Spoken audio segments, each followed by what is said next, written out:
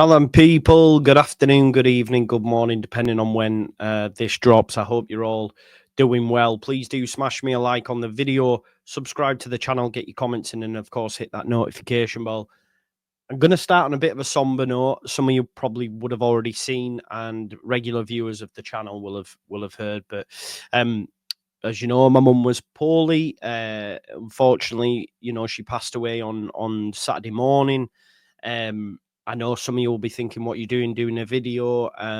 Look, I've got to stay busy. I have to go back down to Halifax after this and get everything sorted. And then obviously, I think they said it'll be 2 to 3 weeks before we can lay her to rest. But I just wanted to say thank you to everybody who's messaged me. If I've not replied, there's just been a lot. I just want to be busy. And as you know, this is my full-time job. So if I don't work, I can't pay my bills. So I just doing this. I've wanted to do this video actually for a bit. I spoke to Lucky about it the other day, actually, I think. So I just wanted to do this video. I've come home. I need to gather some things. I'm going back home to Halifax, as you know, to sort everything out. But yeah, listen, again, this community is amazing on this show. The creators that come on are amazing on this show. We've really built a great community, and it's something that my mum was really proud of me for. And I know I'm 36, and but no, it genuinely was nice. And a few friends said some things to me, over the last 24 to 48 hours, and she was buzzing. Like when she heard me on Chris Moyles, like for her, that's huge. Do you know what I mean? So it's them little things that, yeah, I'm really grateful to use to be able to put me in a position that means, before she went, that she didn't have to worry about me or my brothers anymore, and she was at peace with that and was proud. And you've obviously helped me build this community to that place. So, and this, if you want my honest opinion, is my happy place. I feel happiest when I'm in here doing videos, talking to you on a live stream, and that's no BS. I think you know that. So yeah, I'll be back before the weekend. I'll be previewing, I'll be doing press conference reaction, the game on the weekend, because that's my happy place. It keeps me going. Without Leeds United, without yous, and obviously my kids and my dog, of course, but you know what I mean? This gives me purpose. So I'm really grateful for that. So thank you for that. And again, just thank you so much for all the well wishes. It means a lot. Now, today's video, what I wanted to do, what I've seen over the past few weeks, to be honest, there's a lot of people talking about January. Obviously, it's soon come. It's 17th of November. Before you know, it's Christmas, and January will be here. And there's been a lot of talk, because we've seen the shake-up at Ellen Road in terms of Greta Steinson's, he's staying in the 49ers, but Jordan Miles is moving on. Adam Underwood's getting promoted. Nick Hammond's going to be overseeing it. I've seen bits online about whether Leeds United will buck the trend, because it is a trend that we don't do business in January. This is under the 49ers tutelage. I know they've only had one January, but it goes back to the Rosani era as well, which I believe, especially Angus, they were in situ. They might not have held the keys, but they were in situ. And last January showed us that. We should have pushed the envelope. We got Connor Roberts. He couldn't usurp Archie Gray. We don't go up. Now, from the thumbnail, you will have seen, we must follow suit. We must follow the Ipswich model. We must follow the Southampton model, because ultimately they got promoted. Leicester didn't do no business, but by January, they were 17 points in front. The Leicester fans, they still wanted. They did try get the Italian midfielder over the line and couldn't get it done, and Enzo was not happy. Even they knew they had to do business. Had they got that one, they'd have got the same at Leeds United, and they were 17 points in front of us at the time. It was not good from Leeds United to not get more than that over the line, in my humble opinion. Now, what I've done is had a look at the January transfer windows of both Ipswich and Southampton. Southampton's case, they bring in two loanees, Joe Rothwell, who's now currently at Leeds United, and David Brooks, who is still plying his trade at Bournemouth. Ipswich, on the other hand, they brought in two loans, Kiefer Moore, who's now at Sheffield United, Sami Ento, who's now at Burnley, and Ali Al-Hamadi, of course, the Iraqi striker from Wimbledon, who is still at Ipswich. Now, these 5 players, okay, may seem like would more have improved last January? Yes. Would he now? Probably not. He's not had a great season. Would have Sarmiento? Yes. As much as I think he's a little div, put the L in Leeds, yada, yada, yada. We'll see him code in the end of the season. But he'd have been someone that would have improved us last season, especially off the bench. Ali Al-Hamadi, I know a lot of the tacticos, those who know football a lot more than me, said this was a player Leeds United should have gone for. I know Lockie was a huge fan. And we know Southampton, Rothwell and Brooks. Well, we've seen what Rothwell's doing for Leeds United this season. And we wanted Brooks and we wanted Rothwell and missed out on them both, right? Let's not beat around the bush. Would they improve Leeds United this season? Yes. Would they have, added to the squad? Yes. We wouldn't have been bringing on the likes of Gelhardt and that. No disrespect intended, But this is facts. And I also wanted to have a look at the fine minutiae detail. Joe Rothwell had 16 games overall. He only made 4 starts, but he got 4 goals for Southampton.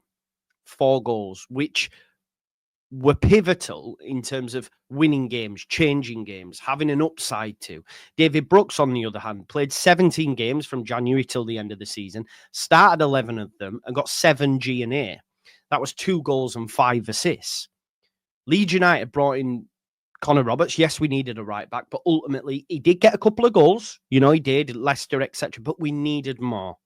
The manager at the time didn't feel that Joseph was ready, and some would argue he was right to do so this season because we can see he's still not finding the back of the net.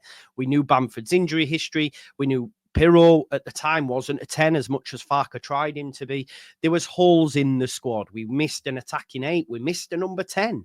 We could have gone and got one. Sarmiento, for example, would have added something to the Leeds United squad last season. Would argue he would this season as a number.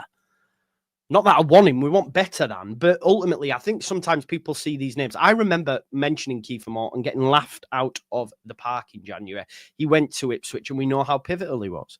Looking at Ipswich, Ali Al-Hamadi, for example, they bought in January, nice and cheap. He had 14 games in total, but only started 1, coming on in the 88th minute, etc. He got 4 goals. It's 4 more than our midfield got. And they paid 1.5 whatever million. Sarmiento, 20 times he played, only started 5 games. Again, it's a drop in the ocean when you say it like that. He got 3 goals and 1 assist. And we know how late these Ipswich goals were. And Kiefer Moore, for me, the January pick, 18 games, 14 starts, 7 goals and 1 assist. He was huge. And obviously, I think George Hurst had picked up an injury, etc. But they'd have still gone out and got him. And, I've seen... and. Look, I know you hold me to account anyway when you tell me, that you said front and centre. And I think, look, I'm cool with where we're at right now. But again, in January, Leeds must push the envelope. Leeds must go into the market. Maybe even get a 9 if Joseph's not scoring goals.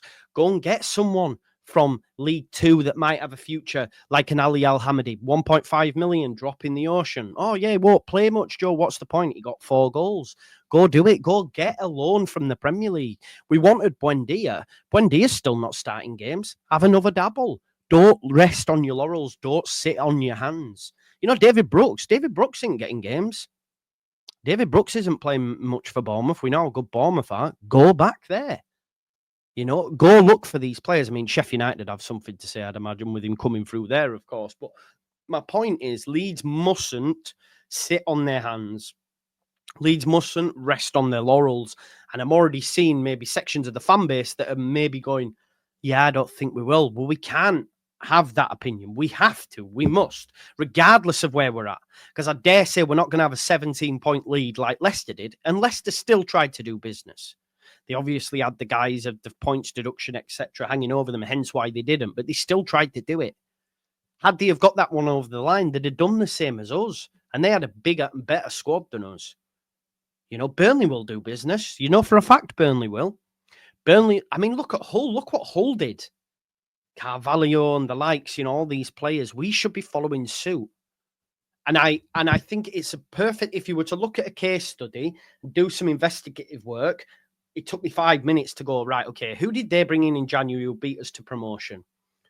Well, Southampton brought in 2, and between them, they got 6 goals and 5 assists. Ipswich brought in 3, and between them, they got 7, 11, 16 goals, 16 goals. No. Around that. I don't know. Maths ain't my strong point. My head's up my ass. They got 14 goals. And only 2 assists. But they were pivotal. We know Sarmiento and Mo, they scored late goals. Ali Al-Hamidi coming off the bench was involved. So we must, Leeds United must. Don't rest on your laurels. If anyone from the recruitment team's watching this, which I know they won't, please don't rest on your laurels. Go get a 10 that you wanted. If Solomon's not doing it, go get another winger. If you're conscious of red cards, Firpo, go get a fullback. You know, go get a striker. If you don't, Bamford's not going to make it anymore. And I know people say, just get rid. You can't do that. But ultimately, maybe they were right. Maybe we need to be savage and say, do you know what? We want to bring someone else. Obviously, you'd have to pay him off, etc. But maybe you can come to a settlement. I don't know. Just be ruthless with it. You must lead United, please, because we need to go up. We need some uplifting happiness in our lives, please.